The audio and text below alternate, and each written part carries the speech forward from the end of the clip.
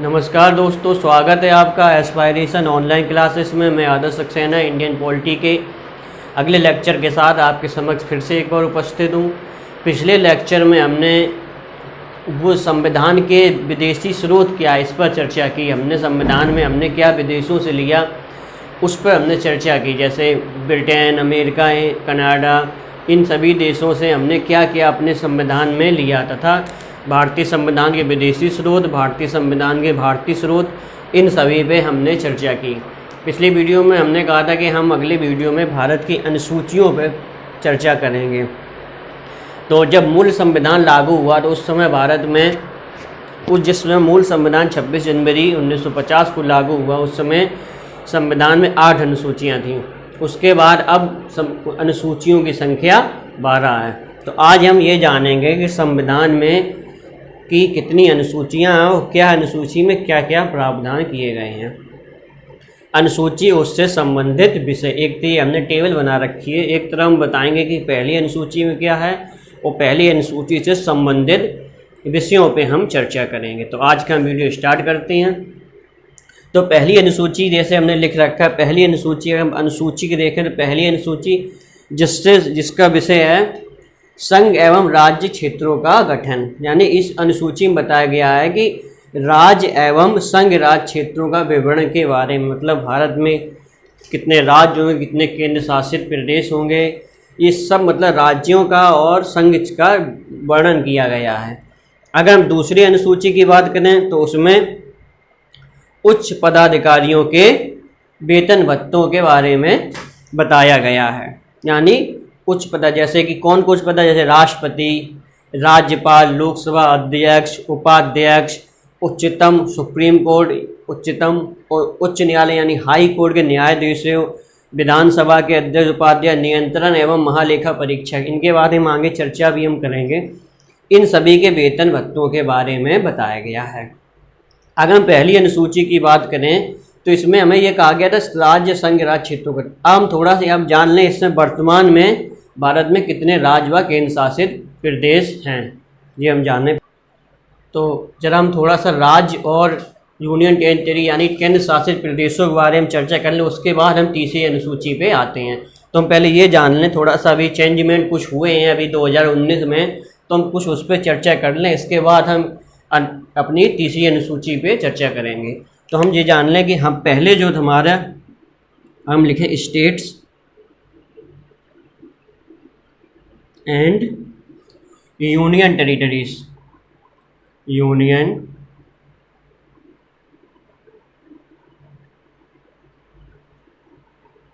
यानी राज्य और केंद्र शासित प्रदेश। अगर हम देखें राज्य व केंद्र शासित प्रदेश, ज़्यादा इस पर हम थोड़ी हल्की चर्चा करना चाहेंगे क्योंकि कुछ अभी चेंजमेंट वर्तमान में हुए हैं। स्टेट एंड यूनियन टेरिटरीज, राज्य व केंद्र शासित प्रदेश। तो पहले अगर हम राज्य देखें तो 29 राज्य थे व केंद्र शासित प्रदेश जो थे 7 थे। ध्यान से ये आंकड़े देख लें आप लोग। स्टेट्स यानी 29 राज्य थे और 7 यूनियन टेरिटरीज थी। ये हम पहले की बात करें। उसके बाद इसमें से एक राज्य निकाल लिया जाता है जिसका नाम है जम्मू एंड कश्मीर। तो जब ये एक राज्य निकल जाता है तो राज्यों की संख्या बचती है 28 राज्य। और इस राज्य जो जम्मू कश्मीर, ये एक राज्य से इससे 2 यूनियन टेरिटरीज का जन्म होता है, जम्मू एंड कश्मीर, जम्मू और कश्मीर, जम्मू और कश्मीर जो कि एक राज्य था। इससे 2 यूनियन टेरिटरीज यानी केंद्र शासित प्रदेशों का जन्म होता है। जैसे एक तो जम्मू एंड कश्मीर, इसे शॉर्ट में हम लिख दिया है हमने जम्मू एंड कश्मीर, और दूसरा लद्दाख। इन दो केंद्र शासित प्रदेशों का जन्म होता है, ये आपकी यूनियन टेरिटरीज बन जाती हैं। ठीक है, तो अब हम जाने कि कितनी यूनियन टेरिटरी, तो पहले 7 थी, अब यूनियन टेरिटरीज संख्या कितनी हो गई? 7 प्लस 2, 7 प्लस 2 यानी 9। अब कुछ लोग कहेंगे कि 9 तो केंद्र शासित प्रदेश नहीं है, तो इस पर भी चर्चा करेंगे। तो जम्मू, पहले ये समझ लें, जम्मू कश्मीर जो कि एक स्टेट्स था, स्टेट, जिससे हम 2 यूनियन टेरिटरी का जन्म होता है, जम्मू एंड कश्मीर और Ladakh union territories. Jammu and Kashmir ये कब होता है? ये अगस्त 2019 में ये होता है। ये कब होता है? अगस्त 2019 में। लेकिन इसे अप्लाई किया जाता है, इन दोनों, इस चीज़ को अप्लाई किया जाता है 31 अक्टूबर 2019 को।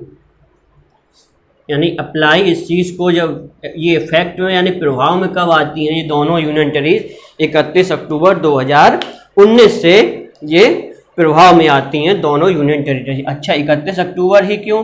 क्योंकि 31 अक्टूबर को हम हर वर्ष एकता दिवस मनाते हैं, यूनिटी डे मनाते। 31 अक्टूबर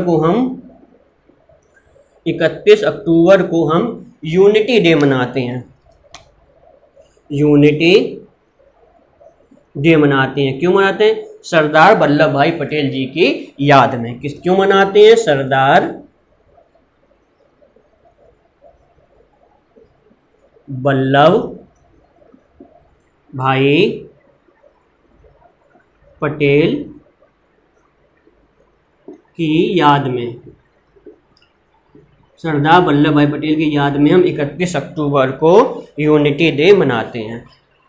तो इस प्रकार से अब देखा जाए तो 28 राज्य व 9 केंद्र शासित प्रदेश। फिर से एक बार देख लें, पहले 29 राज्य व 7 केंद्र शासित प्रदेश थे, जिसमें से एक राज्य निकलता है तो बचते हैं 28 राज्य। इस एक राज्य से 2 केंद्र शासित प्रदेश बनाए जाते हैं, जम्मू एंड कश्मीर और लद्दाख यूनियन। ये कब होता है? ये अगस्त 2019 में ये चेंजमेंट होता है, लेकिन इसे अप्लाई किया जाता है, ये इफेक्ट में ये कब आता है? 31 अक्टूबर 2019 से। 31 अक्टूबर ही क्यों? 31 अक्टूबर को हम यूनिटी डे मनाते हैं सरदार वल्लभ भाई पटेल की याद में।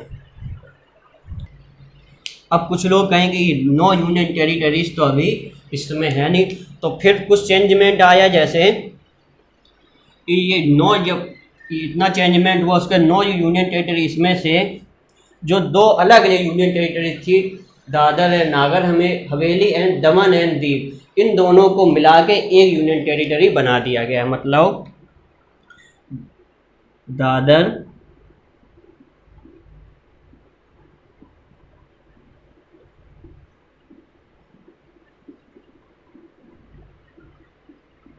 एंड दमन और दीव को मिलाकर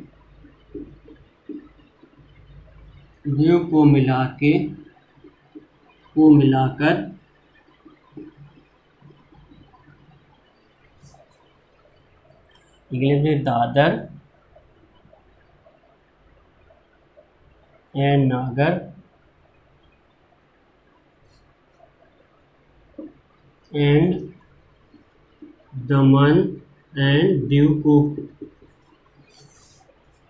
इन दोनों जो कि अलग केंद्र शासित प्रदेश थे, दादर नागर हवेली दमन एंड दीव को मिलाकर एक कर दिया गया। एक को मिलाकर एक कर दिया गया। कब कर दिया गया? ये 26 जनवरी 2020 को। कब कर दिया गया? 26 जनवरी 2020 को। तो क्या हुआ? पहले जो कि 2 अलग अलग केंद्र शासित प्रदेश थे, दादर एंड नागर हवेली और दमन एंड दीव, इन दोनों को मिलाकर 26 जनवरी 2020 को एक यूनियन टेरिटरी बना दिया गया। जब इनमें से 2 यूनियन टेरिटरी मिला के एक यूनियन टेरिटरी बना, तो अब इनकी संख्या हो गई 8। यूनियन टेरिटरी संख्या कितनी हो गई? 8। अब अगर हम वर्तमान में एग्जैक्ट डेटा की बात करें तो इस समय अब 28 राज्य व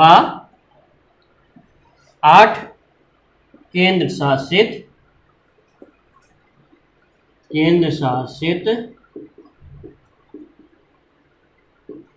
प्रदेश हैं।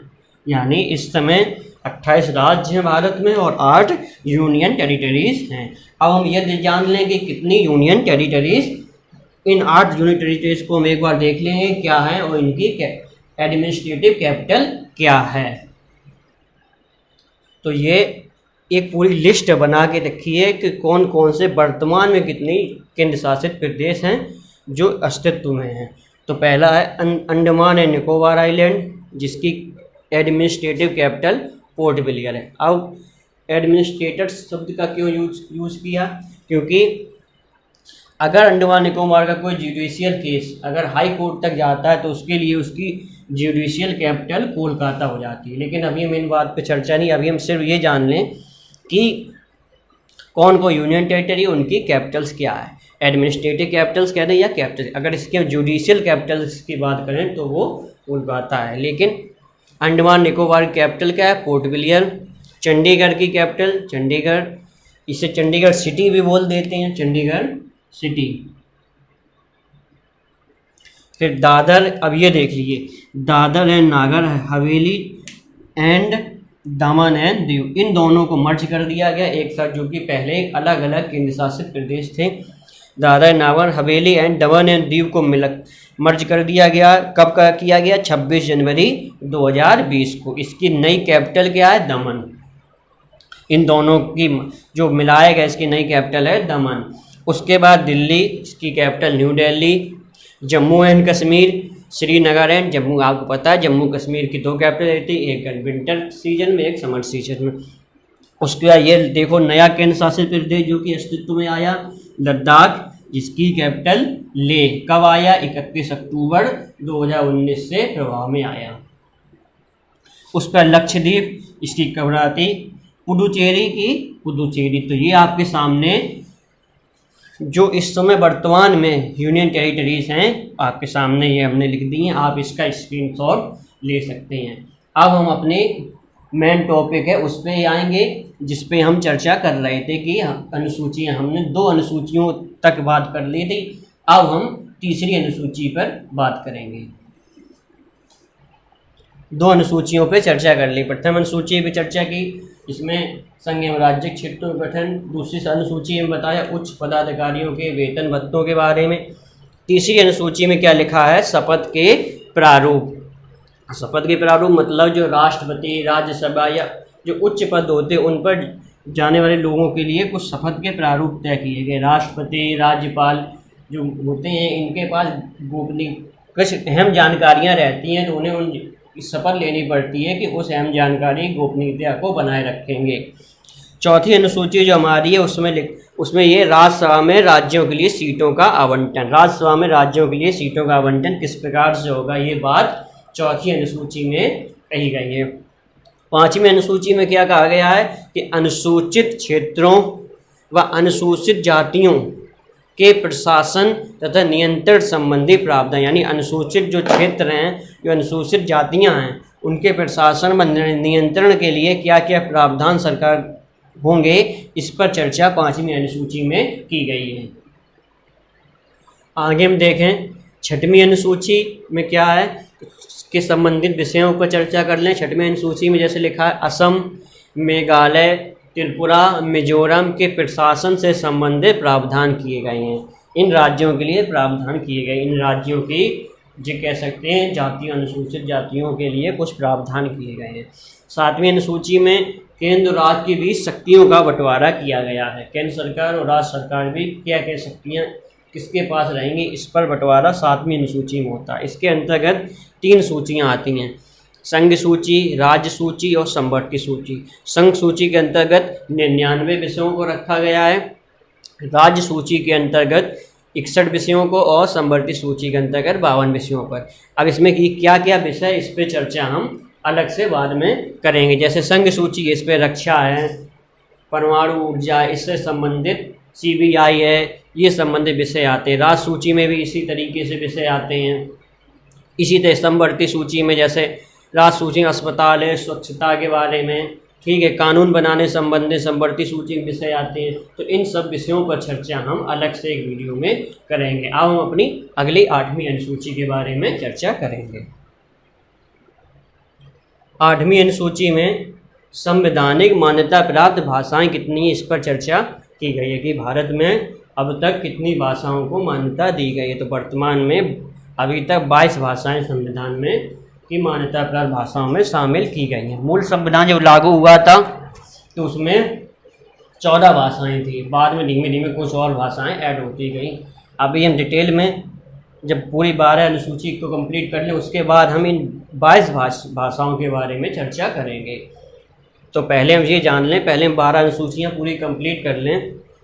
अभी अब ये जानने की मान्यता इस समय बढ़ रहा है, 22 भाषाओं को मान्यता दी गई है। पहले जब मूल संविधान लागू हुआ था उस समय 14 भाषाएं थीं। उसका 9वीं अनुसूची में भूमि सुधार व अधिग्रहण संबंधी कानूनों रखा गया। भू सुधार या अधिग्रहण संबंधी कानूनों को रखा गया। उसके बाद 10वीं अनुसूची की अगर हम बात करें, इससे दल बदल से संबंधित प्रावधानों का उल्लेख है। मतलब लोग पार्टी अक्सर लीडर्स जो होते हैं पार्टी बदलते रहते हैं, उससे संबंधित प्रावधानों को 10वीं अनुसूची में रखा गया। ये 52वां संविधान संशोधन है। इस पर ये काफ़ी जो कॉन्स्टिट्यूशन अमेंडमेंट्स हुए हैं उन पर चर्चा हम आगे करेंगे बाद में। तो अभी आप ये जाने 10वीं अनुसूची में दल बदल से संबंधित प्रावधानों का उल्लेख किया गया है।